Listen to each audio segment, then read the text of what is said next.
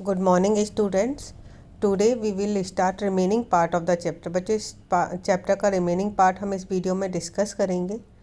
Weeks of birds के बारे में हम इस चैप्टर में पढ़ेंगे.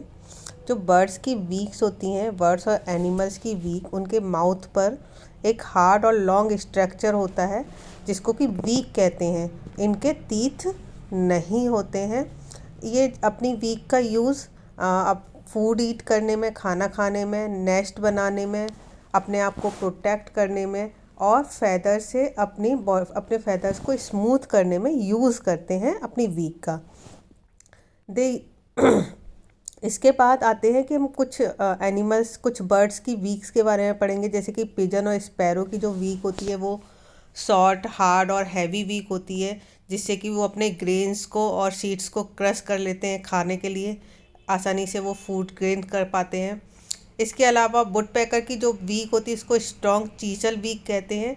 ये ट्री ट्रंक में होल बनाने में इनकी हेल्प करती है.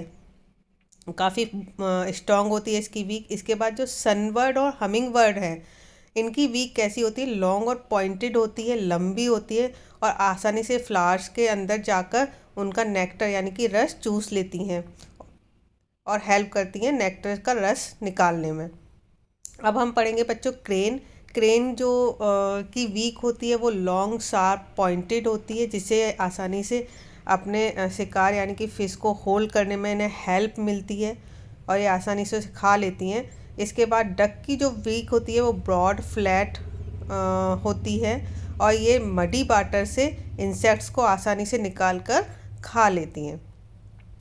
इसके बाद जो आती है पैरट की वीक जो होती है वो हार्ड, कर्व्ड वीक होती है. हार्ड कर्व वीक होती है जिससे कि ये नट्स वगैरह आसानी से क्रैक कर लेते हैं और उनको हेल्प होती है इनके अपने फूड को खाने में.